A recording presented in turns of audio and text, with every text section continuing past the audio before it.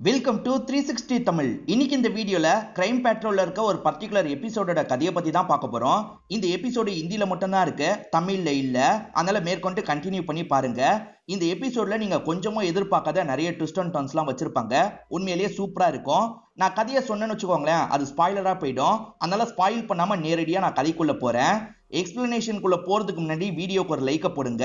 அது மூலியமா இந்த வீடியோ இன்னும் நிறைய பேர்கிட்ட கொண்டு போய் சேர்க்கப்படும்.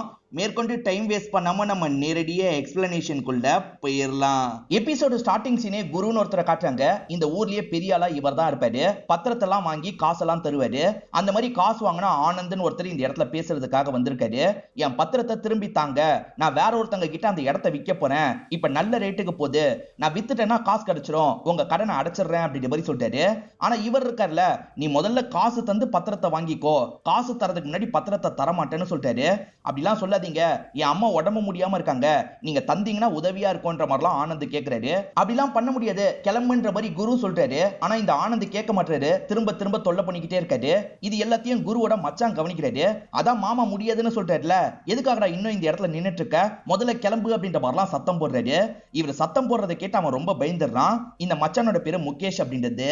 குருன்னு ஒருத்தரை காமிச்சாங்கல்ல, அவரை பொறுத்த வரைக்கும் ரெண்டு பொண்ணுங்க இருப்பாங்க. இவங்க தான் சின்ன பொண்ணு, பேரு பிரியா அப்படின்றது. பிரியா யாரையோ லவ் பண்ணிட்டு இருக்காங்க போல, அவர்கிட்ட தான் போன்ல பேசிட்டு இருக்காங்க. என் வீட்டுல கண்டிப்பா ஏத்துக்க மாட்டாங்க, நம்ம என்ன பண்றது அப்படின்ற மாதிரி தான் பேசிட்டு இருக்காங்க. அப்ப பிரியாவோட அக்கா இந்த இடத்துக்கு வராங்க. இவங்க பேரு லக்ஷ்மி அப்படின்றது. லக்ஷ்மி இவங்களுக்கு ஏதோ தரதுக்காக தான் வந்திருக்காங்க போல. என்ன நான் வந்தோன்னு சட்டுன்னு காலை கட் பண்ணிட்டேன், யார்கிட்ட பேசிட்டு இருந்தேன்ற மாதிரி லக்ஷ்மி கேக்குறாங்க. பிரியா பாய் ஃப்ரெண்ட பத்தி சொல்லக்கூடாதுன்னு யோசிக்கிறா. அதெல்லாம் ஒண்ணும் இல்லக்கா, ஃப்ரெண்டு கிட்ட தான் பேசினன்ற மாதிரி சமாளிக்கிறா. அப்படியே கட் பண்ணி இந்த வீட்டுக்கு ஒரு லேடி வரதை நமக்கு காட்டுறாங்க. இந்த லேடியோட பேரு மீனா அப்படின்றது. மீனா இருக்காங்கல்ல, வீட்டுக்கு வந்து சில பூஜை எல்லாம் பண்ணிட்டு இருக்காங்க. ஆக்சுவலா மீனாக்கு அன்கித்னு ஒரு பையன் இருப்பான். 20 வருஷத்துக்கு முன்னாடியே காணாம போயிருப்பான். அவன் திரும்பி கிடைச்சிடணும் அப்படின்ற மாதிரி தான் அடிக்கடி இவங்க பூஜை எல்லாம் பண்ணிட்டு இருப்பாங்க. ஆக்சுவலா இவங்க மனநலம் பாதிக்கப்பட்டுட்டாங்கல்ல, அதனால தான் குரு செகண்டா ஒரு மேரேஜ் பண்ணிருப்பாரு. செகண்ட் ஒய்ஃபோட பேரு காயத்ரி அப்படின்றது. ரெண்டு பேர் கூடயும் சேர்ந்து தான் வாழ்ந்துட்டு இருக்காரு அப்படின்ற மாதிரி நமக்கு காட்டுறாங்க.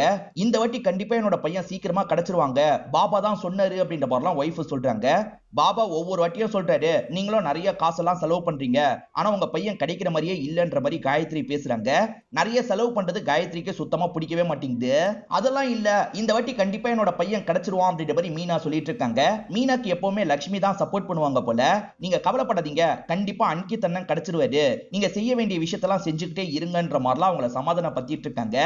இந்த வாட்டி அந்த பாபா நிறைய காசு கேட்டிருக்காரு போல, ஒரு 30,000 ரூபாய் கேட்டிருக்காரு. நீங்க தந்தீங்கன்னா நல்லா இருக்கும்ன்ற மாதிரி ஹஸ்பண்ட் கிட்ட கேக்குறாங்க. இது 30,000 ரூபாயா, அவ்வளவு காசெல்லாம் தர முடியாதுன்ற மாதிரி சொல்றாரு. அதெல்லாம் தராதீங்கப்பா அப்படின்ற மாதிரி பிரியாவும் சொல்லிட்டு இருக்காங்க. நீங்க மட்டும் நான் கேட்ட காசை தரலன்னு வச்சுக்கோங்க, நான் செத்து போயிடுவேன் அப்படின்ற மாதிரிலாம் மீனா பயம்படுத்திட்டு இருக்காங்க. இதனால ஹஸ்பண்டும் பயப்படுறாரு. நீ அவசரப்பட்டு ஏதாவது பண்ணிடாத, நான் காசை தரேன்ற மாதிரி காசை எடுத்து தந்துடுறாரு. லட்சுமி நீ கூட்டு போ அப்படின்ற மாதிரி சொல்றாரு. லட்சுமி சமாதானம் பத்தி கூட்டு போறாங்க. இது எல்லாத்தையும் காயத்ரி பார்த்துட்டு இருக்காங்கல்ல, காயத்ரி செம்மையா கோவப்படுறாங்க.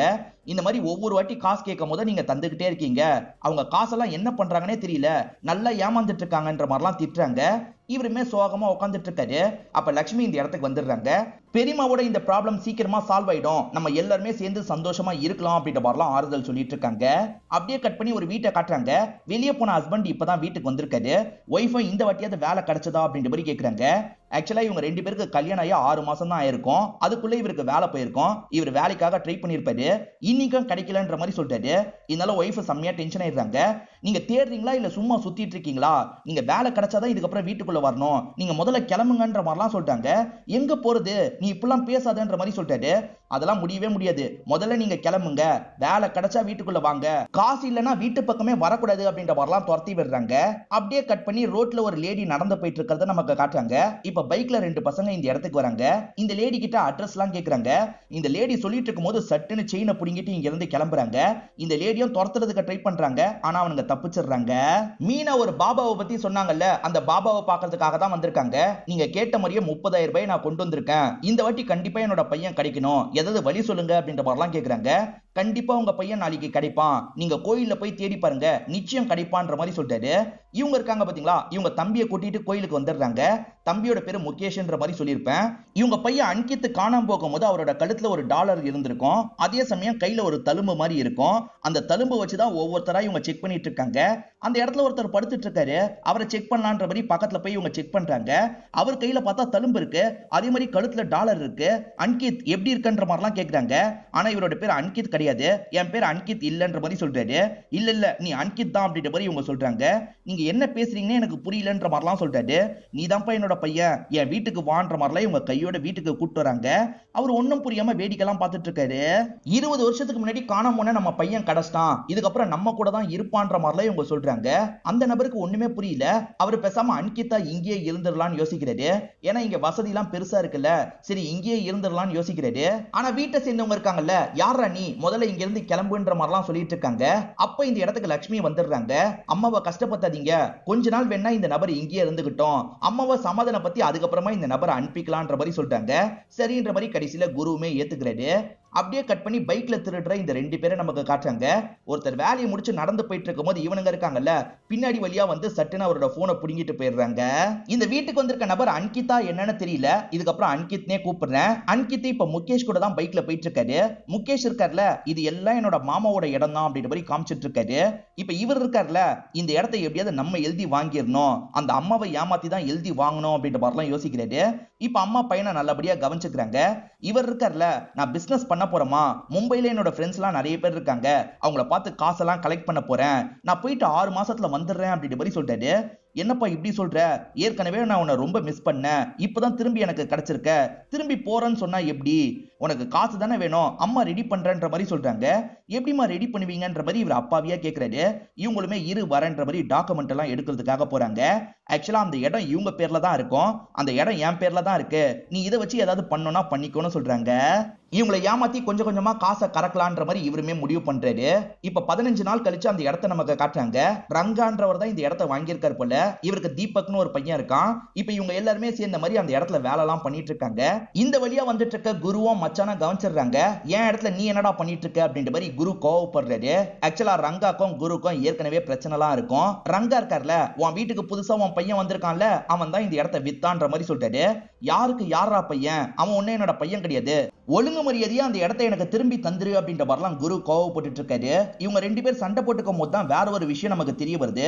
குரு காயத்ரின்னு செகண்டா ஒருத்தங்களை மேரேஜ் பண்ணிருக்காரு பாத்தீங்களா, அந்த காயத்ரி மேல இந்த ரங்கா ரொம்ப ஆசைப்பட்டிருப்பாரு, எப்படியாவது கல்யாணம் பண்ணணும்னு நினைச்சிருப்பாரு. அதுக்குள்ளதான் குரு காசை காமிச்சு கல்யாணம் பண்ணிருப்பாரு. ஏற்கனவே உன் மேல 25 வருஷம் பகை இருக்கு, மேற்கொண்டு என்ன டென்ஷன் பண்ணாத அப்படின்ற மாதிரி ரங்காவும் திட்டிட்டு இருக்காரு. இப்ப அன்கித் இருக்காருல, அவரோட ஒய்ஃபை இந்த வீட்டுக்கு கூட்டு வந்திருக்காரு. இவதாம்மா என்னோட ஒய்ஃப்ன்ற மாதிரிலாம் இந்த அம்மா கிட்ட சொல்லிட்டாரு.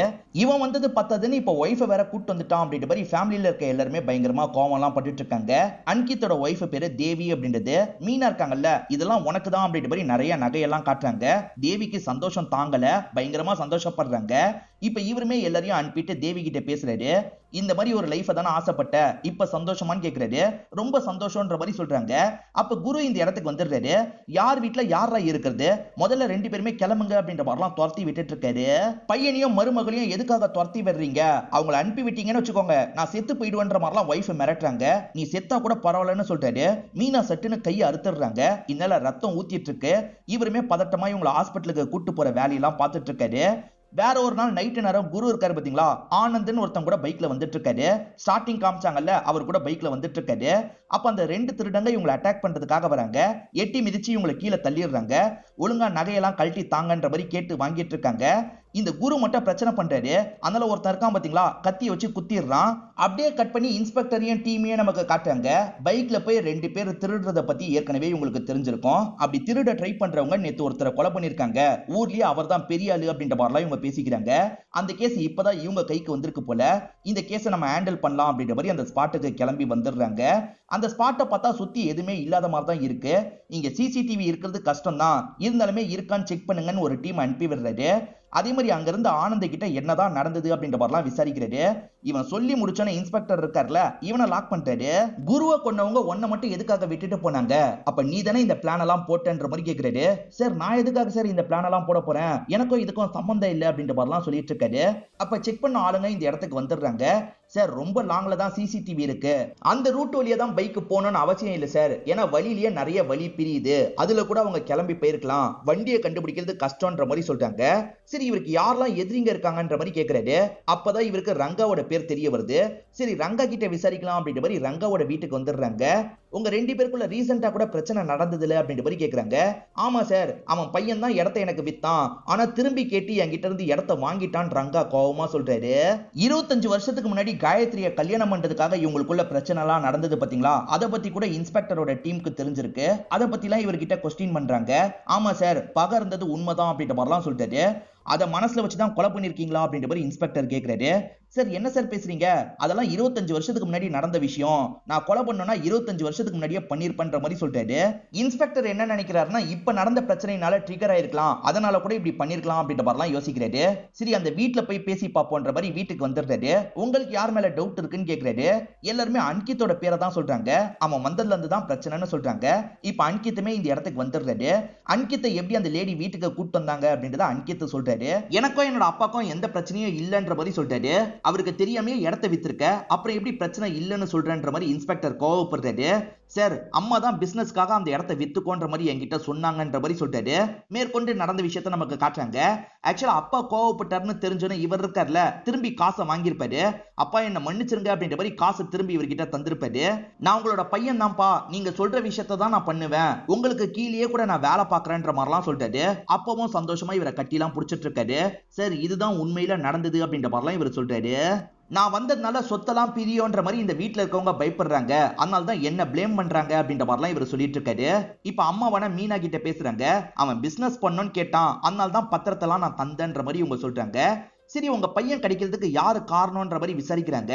ஒரு பாபா தான் காரணம், அவரால் தான் 20 வருஷம் கழிச்சு என்னோட பையன் கிடைச்சிருக்கான்ற மாதிரி சந்தோஷமா சொல்றாங்க. இப்ப கிளம்பலான்னு நினைக்கும் போது காயத்ரி இருக்காங்கல்ல, சரி அவன் காசு தந்ததா சொல்றான், ஆனா என் ஹஸ்பண்ட் கிட்ட அந்த காசு திரும்பி வரல, அவன் பொய் சொல்றான் அப்படின்ற மாதிரிலாம் சொல்றாங்க. இதனால சந்தேகப்பட்டு அவரை விசாரிக்கணும்ன்ற மாதிரி கூட்டு போயிடுறாங்க. நீ இடத்த வித்த காசை திரும்பி குரு கிட்ட தந்துட்டேன்னு சொல்ற, ஆனா காயத்ரி குரு கிட்ட அந்த காசு இல்லைன்னு சொல்றாங்க.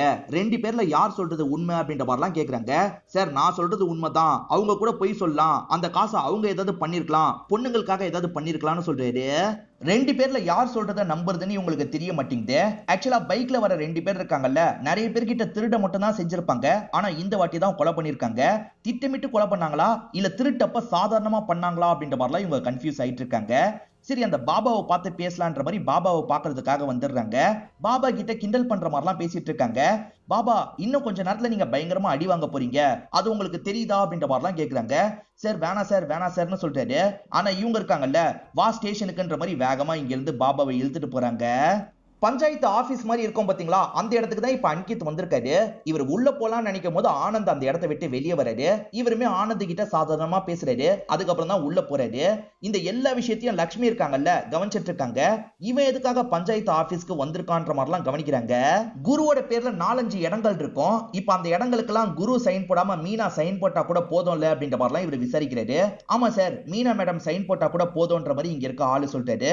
சரின்ற மாதிரி இவருமே இங்க இருந்து கிளம்ப ஆரம்பிக்கிறாரு. இவர் என்னதான் பேசினாருன்னு தெரிஞ்சுக்கணும்ன்ற மாதிரி லட்சுமி உள்ள வந்து விசாரிக்கிறாங்க. இத பத்தி தான் பேசினாரு அப்படின்ற மாதிரி இங்க இருக்க ஆபீசருமே சொல்லிடுறாரு. இப்ப லட்சுமியும் மீனா கிட்ட பேசுறதுக்காக வந்துடுறாங்க. உங்க கூட சேர்ந்து நானா உனக்கு சப்போர்ட் பண்ண அண்ணன்னு நினைச்சேன், ஆனா அவன் கண்டிப்பா அன்கித் கிடையாதுமா, ஏமாத்தி உங்க சொத்து எல்லாத்தையும் எழுதி வாங்குறதுக்காக தான் வந்திருக்கான், அவன் கிட்ட நீங்க கவனமா இருங்கன்ற மாதிரிலாம் சொல்றாங்க.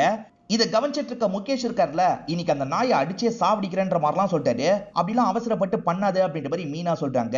நான் அவன் கிட்ட பொறுமையா பேசுறேன், அவன் தப்பு பண்ணிருக்க மாட்டான்ற மாதிரிலாம் சப்போர்ட்டிவா பேசுறாங்க. அப்ப நீங்க என்ன நம்பல அப்படின்ற மாதிரி லட்சுமி கோவப்படுறாங்க. வேகமா வீட்டை விட்டு கிளம்பிட்டு இருக்காங்க. இந்த லட்சுமி வீட்டை விட்டு வெளியே போறத அன்கித்தை கவனிக்கிறாரு. இவங்க பேசினதெல்லாம் கூட கவனிச்சிருக்காரு போல, முறைச்சு பாக்குறாரு. அப்படியே ஒரு நாள் கழிச்சு நடக்கிறத நமக்கு காட்டுறாங்க. இப்ப குடும்பத்தை சேர்ந்த எல்லாருமே போலீஸ் ஸ்டேஷனுக்கு வந்திருக்காங்க. லட்சுமி நேத்துல இருந்து காணோன்ற மாதிரி சொல்றாங்க. என்னாச்சு, எப்பத்துல இருந்து காணோன்ற மாதிரிலாம் இவங்க டீட்டெயிலா விசாரிக்கிறாங்க. லட்சுமி கோவமா வீட்டை விட்டு போனா அப்பத்துல இருந்து காணோன்ற மாதிரிலாம் சொல்றாங்க. அப்பதான் அசிஸ்டன்ட் லேடிக்கு போன் கால் வருது. சார் லட்சுமியோட பாடி கிடைச்சிருக்குன்ற மாதிரி சொல்றாங்க. பாடி கிடைச்சிருக்கான்ற மாதிரி குடும்பத்தை சேர்ந்த எல்லாருமே பயங்கரமா ஃபீல் பண்றாங்க. சோளக்காடு மாதிரி ஒரு இடம் இருக்கு, அங்கதான் பாடி கிடைச்சிருக்கு. இவங்க டீம்ல இருக்க லேடி அசிஸ்டன்ட் இருக்காங்கல்ல, லக்ஷ்மியோட பாடி எல்லாம் பாக்குறாங்க. சார் கண்டிப்பா ரேப் நடந்திருக்குன்ற மாதிரி சொல்றாங்க. லக்ஷ்மியோட போன் இன்னும் லக்ஷ்மி கிட்ட தான் இருக்கு. லக்ஷ்மியோட போன் நேத்து எங்கெல்லாம் டிராவல் பண்ணிருக்கு அப்படின்றத கவனிங்க. அதே சமயம் இந்த டவர் ரேஞ்சில யாரோட போன்லாம் இருக்குன்றத கவனிங்க. கண்டிப்பா குற்றவாளியை கண்டுபிடிச்சிடலாம் அப்படின்ற மாதிரி சொல்லிட்டாரு. ஆளுங்களும் சரி அப்படின்ற மாதிரிலாம் இந்த இடத்துல ஏத்துக்கிறாங்க. இப்போ ஆளுங்களுமே சேகரிச்ச தகவலை பத்தி இன்ஸ்பெக்டர் கிட்ட சொல்றாங்க. காலையில டைம் 3 பேரோட டவர் ஒரே இடத்துல இருந்திருக்கு சார். அன்கித்தோட டவர், ஆனந்தோட டவர், அதுக்கப்புறம் இந்த பொண்ணோட டவர், 3 பேருமே பஞ்சாயத்து ஆபீஸ் கிட்ட போயிருக்காங்கன்ற மாதிரி சொல்றாங்க. அதுக்கப்புறம் இந்த பொண்ணு வீட்டுக்கு போயிருக்கா, அதுக்கப்புறம் நேரா இந்த இடத்துக்கு தான் வந்திருக்கா. வழியில யாராவது கடத்தி கொண்டு போயிருக்க கூட வாய்ப்பு இருக்குன்ற மாதிரி ஆளுங்க சொல்லிட்டு இருக்காங்க. இதை தாண்டி புதுசா ஒரு தகவல் உங்களுக்கு தெரிய வந்திருக்கு. அதாவது ஆனந்த் வந்து டாக்குமெண்ட்டை கேட்டாரு பாத்தீங்களா, குரு தரமாட்டேன்னு சொல்லியிருப்பாரு. அதனால அம்மாவை இழந்திருக்காரு. அந்த கோவத்துல இவரே கூட குருவை ஏதாவது பண்ணிருக்க வாய்ப்பு இருக்கு. அடுத்ததான் லட்சுமியை ஏதாவது பண்ணிருக்க வாய்ப்பு இருக்கு. அவர் போனை கட் பண்ணிட்டு கூட லட்சுமியை தூக்கி இருக்க வாய்ப்பு இருக்குன்ற மாதிரி சொல்றாங்க. சரி அவனை அமுக்கலான்ற மாதிரி இவங்க அமுக்கிடுறாங்க. நீ தானே கொலை பண்ண, ஒழுங்கா சொல்லுன்ற மாதிரிலாம் கேக்குறாங்க. சார் நீங்க சொல்ற விஷயம்லாம் உண்மைதான். அந்த குரு மட்டும் என்னோட பத்திரத்தை தந்திருந்தாருன்னு வச்சுக்கோங்க, என்னோட அம்மாவை நான் காப்பாத்திருப்பேன். குருவால் தான் என்னோட அம்மா இறந்து போனாங்க. ஆனா அந்த கோவத்தை மனசுல வச்சு நான் கொலைலாம் பண்ணலன்ற மாதிரி சொல்றாரு. இந்த இடத்துல ஒரு உண்மையை வேணா உங்ககிட்ட சொல்றேன் சார்னு சொல்றாரு. என்ன உண்மை சொல்லுன்ற மாதிரி இவங்க கேக்குறாங்க.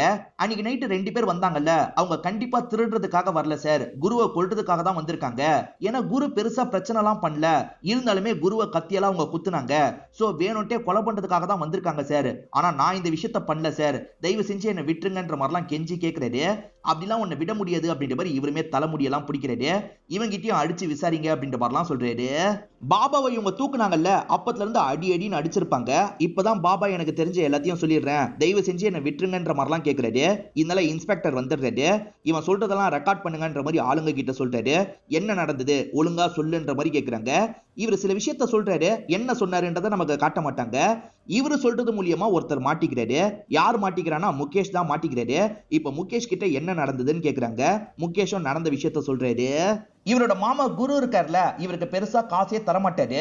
அக்கா வச்சு ஏமாத்தி தான் காசை சம்பாதிக்கணும்ன்ற மாதிரி இவர் முடிவு எடுத்திருப்பாரு. இதனால இந்த பாபா கிட்ட பேசியிருப்பாரு. என் அக்கா கிட்ட அடிக்கடி காசு வாங்கு, அதுல பாதியை எனக்கு தந்துரு அப்படின்ற மாதிரிலாம் சொல்லியிருப்பாரு. இப்படிதான் அக்காவை 2 பேருமே சேர்ந்து ஏமாத்திட்டு இருந்திருப்பாங்க. ஒரு நாள் இவர் டீ குடிச்சிட்டு இருக்காரு. அப்ப எவனோ ஒருத்தன் இவரோட பர்ஸை திருடிட்டு ஓட பாக்குறான். இந்த விஷயத்தை இவர் கவனிச்சிடுறாரு. என் பர்ஸையே திருடுறியா அப்படின்ற மாதிரி அவனை துரத்திட்டு வந்து பிடிச்சிடுறாரு. அவனை போட்டு அடிச்சிட்டு இருக்காரு. அன்கித் கையிலேயே இதே மாதிரி தானே தழும்பு இருக்கும்ன்ற மாதிரி யோசிக்கிறாரு. இவனை வச்சு அக்காவை ஏமாத்தினா என்னன்ற மாதிரிலாம் பிளான போடுறாரு. ஏன்னா இப்போ வரைக்கும் கம்மி கம்மி காசா வாங்கிட்டு இருக்காரு. இதுக்கப்புறம் பல்கா சம்பாதிக்கலான்ற மாதிரி யோசிக்கிறாரு. அவனை வீட்டுக்கு வர வச்சதே இவரோட பிளானா தான் இருக்கும். அந்த அன்கித் மூலியமா குருவோட சொத்தெல்லாம் எழுதி வாங்கிடலாம்னு நினைச்ச, அதுக்கு குரு தடியா இருந்தாரு. அதனால குருவோட கதையை முடிக்கலான்றதுக்காக தான் பிளான் பண்ணி முடிச்சிருக்க, அதான உண்மைன்ற மாதிரிலாம் கேக்குறாங்க. சார் சத்தியமா நாளா இந்த விஷயத்த பண்ணல சார், புரிஞ்சுக்கோங்க அப்படின்ற மாதிரிலாம் சொல்றாரு. நீயும் அன்கித்தும் சேர்ந்து தான் இந்த விஷயத்த பண்ணிருக்கீங்க, எதுக்காகடா லட்சுமியை கொலை பண்ணீங்கன்ற மாதிரி கேக்குறாங்க. சார் லட்சுமி என்னோட பொண்ணு மாதிரி சார், நான்லாம் பண்ணலன்ற மாதிரி சொல்றாரு. இப்ப அன்கித் அமிக்கி விசாரிக்கலான்னு பார்த்தா அன்கித் தலைமறைவா இருக்காருன்னு உங்களுக்கு தெரிய வருது. லட்சுமி ரேப் செய்யப்பட்டதுக்கு முகேஷ் இல்லனா அன்கித் கூட காரணமா இருக்கலாம், கண்டுபிடிச்சா சாம்பிள் எடுத்து செக் பண்ணி பார்க்கணும் அப்படின்ற மாதிரிலாம் சொல்லிட்டு இருக்காரு. இப்பதான் ஆளுங்க புதுசா ஒரு தகவலை சேகரிச்சிருக்காங்க.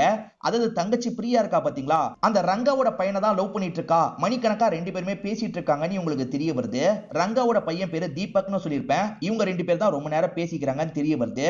ஒருவேளை இவங்க ஏதாவது பண்ணிருப்பாங்களா அப்படின்ற மாதிரி உங்களுக்கு டவுட் வருது. இப்ப 2 பேரையும் உட்கார வச்சு பேச ஆரம்பிக்கிறாங்க. 2 பேரோட அப்பாவும் பரம்பரை எதிரியா இருப்பாங்க. அதனால நம்ம ரிலேஷன்ஷிப்பை பத்தி யாருக்கும் தெரியக்கூடாதுன்ற மாதிரி ரொம்ப கமுக்கமா தான் இந்த விஷயத்த பண்ணிட்டு இருந்திருப்பாங்க. கண்டிப்பா குரு இந்த கல்யாணத்துக்கு ஏத்திருக்க மாட்டாரு. அதனால குருவை ஏதாவது பண்ணலான்றதுக்காக இப்படி பண்ணீங்களான்ற மாதிரி கேக்குறாரு. சார் என்ன சார் பேசிட்டு இருக்கீங்க, எங்க அப்பாவை கொல்ற அளவுக்கு நாங்க போவோமா, நாங்களாம் இந்த விஷயத்த பண்ணலன்ற மாதிரி சொல்லிட்டாங்க. இந்த மாதிரிலாம் இன்ஸ்பெக்டர் பேசிட்டு இருக்கும் போது தான் அசிஸ்டன்ட் வராரு. சார் அந்த அன்கித் இருக்கிற இடத்த கண்டுபிடிச்சாச்சு அப்படின்ற மாதிரி சொல்லிட்டாரு. இப்ப எல்லாருமே சேர்ந்த மாதிரி அன்கித் அமைக்கிறாங்க. இப்ப அன்கித்தை போட்டு பயங்கரமா அடிக்கிறாங்க. நீ பஞ்சாயத்து ஆபீஸ்ல சொத்தை மாத்துறத பத்தி பேசியிருக்க, லட்சுமி அதை பத்தி வீட்டுல சொல்லியிருக்கா, அதனால கோவப்பட்டு லட்சுமியோட கதையை முடிச்சிருக்க, உண்மைதானேன்ற மாதிரி கேக்குறாங்க. சார் சத்தியமா நான் எதுவுமே பண்ணல சார், நான் சொல்றதை நம்புங்க அப்படின்ற மாதிரிலாம் சொல்றாரு. இவரு நடந்ததா சில விஷயங்களை சொல்றாரு. இவரு சொல்றதை நமக்கு விஷுவலா காட்டுறாங்க. இவர் வீட்டுக்கு வந்தோன்னு மீனா இருக்காங்கல்ல, ரொம்ப ஃபீலிங்கா பேசுறாங்க. நீ என்ன ஏமாத்துறதா வீட்டுல இருக்க எல்லாருமே சொல்றாங்கப்பா, நீ அம்மாவை ஏமாத்துவியா அப்படின்ற மாதிரிலாம் பேசுறாங்க. இவருக்கே ரொம்ப கஷ்டமாயிருது. அம்மா கண்டிப்பா நான் என்னைக்குமே உங்களை ஏமாத்த மாட்டேன் அப்படின்ற மாதிரிலாம் சொல்றாரு. ஆக்சுவலா இவரை பொறுத்த வரைக்கும் அந்த முகேஷ் கிட்ட வேலை பார்க்கறவரா இருப்பாரு. அவர் என்னெல்லாம் பண்ண சொல்றாரோ அதை தான் பண்ணுவாரு. இதுக்கப்புறம் அதெல்லாம் பண்ணக்கூடாது, அந்த வீட்டுல அவங்களோட பையனாவே இருக்கணும்னு நினைச்சேன் சார். நான் எப்படி சார் இந்த விஷயத்தெல்லாம் பண்ணுவேன், நான்லாம் எதுவுமே பண்ணலன்னு சொல்றாரு. எல்லாருமே நல்லவன் மாதிரி பேசினா யார் தாண்டா கொலை பண்ணீங்கன்ற மாதிரி இன்ஸ்பெக்டரும் டீமும் பயங்கரமா கன்ஃபியூஸ் ஆகுறாங்க. லக்ஷ்மி இறந்து போயிட்டாங்கல்ல, அந்த போட்டோ முன்னாடி ரெண்டு பேருமே உட்காந்துருக்காங்க. அநியாயத்துக்கு இறந்து போயிட்டியன்ற மாதிரி மீனா ஃபீல் பண்றாங்க. இதை கவனிச்சிட்டு இருக்க காயத்ரி இருக்காங்கல்ல, உங்களை தான் அம்மா மாதிரி நினைச்சா நீங்க தான் அவளோட சாவுக்கு காரணமே அப்படின்ற மாதிரிலாம் திட்டுறாங்க. இதை கேட்கிற மீனாக்கும் கஷ்டமா இருக்கு. லக்ஷ்மியோட ரேப்புக்கு அன்கித் காரணமா இல்ல முகேஷ் காரணமான்ற மாதிரி செக் பண்ணி பார்த்தாங்கல்ல, ரெண்டு பேருமே காரணம் இல்லைன்றது தெரிய வருது. ஆக்சுவலா அவங்க ஒரு சோளக்காட்டுல தானே கொல்லப்பட்டாங்க, அந்த இடத்துல டவரை மேட்ச் பண்ணி பாருங்கன்னு சொல்லியிருப்பாரு. இப்பதான் உங்களுக்கு ஒரு ரிசல்ட் கிடைச்சிருக்கு.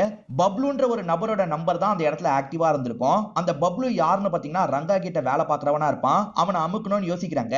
இப்ப எங்க டவர் காட்டுது அப்படின்ற மாதிரி அவன் இருக்கிற இடத்துக்கு வந்துடுறாங்க. அவன் ஒரு கடையில சாப்பிட்டு தான் இருக்கான். இவங்களுமே சாப்பிட வர மாதிரி பக்கத்துல வந்து நிக்கிறாங்க. அவன் ஓட பாக்கிறதுக்குள்ள சட்டுன்னு அமைக்கிறாங்க. இப்ப ஸ்டேஷனுக்கு கூட்டு வந்து அவனை போட்டு பயங்கரமா அடிக்கிறாங்க. அந்த இடத்துல ஒன் டவர் மட்டும் தான் காட்டுது, நீ தான் அவகிட்ட தப்பா நடந்திருக்க, சாம்பிள் எடுத்து பார்த்தோம்னா கண்டிப்பா நீ மாட்டிப்ப, ஒழுங்கா நீயே உண்மையை சொல்றது நல்லது சொல்லுன்ற மாதிரிலாம் இன்ஸ்பெக்டர் கேட்கிறாரு. சார் நான் எல்லா விஷயத்தையும் சொல்லிடுறேன்ற மாதிரி சொல்ல ஆரம்பிக்கிறான். இவங்களுமே அவன் சொல்ற ஸ்டேட்மெண்ட் எல்லாத்தையும் ரெக்கார்ட் பண்ணிட்டு இருக்காங்க. இவன் சொல்ற விஷயத்த நமக்கு விஷுவலா காட்ட ஆரம்பிக்கிறாங்க. இவனை பொறுத்த வரைக்கும் குருவோட பொண்ணை ரொம்ப பிடிக்கும். அவங்க போகும்போது வரும்போதெல்லாம் லைட்டா வம்பு பண்ணிக்கிட்டே இருப்பான். அந்த மாதிரிதான் அவங்க கோபமா நடந்து போகும்போது இவன் பார்த்திருப்பான். இப்ப வேகமா பக்கத்துல போய் பேச ஆரம்பிக்கிறான். கையெல்லாம் புடிச்சிட்டு இருக்கான்.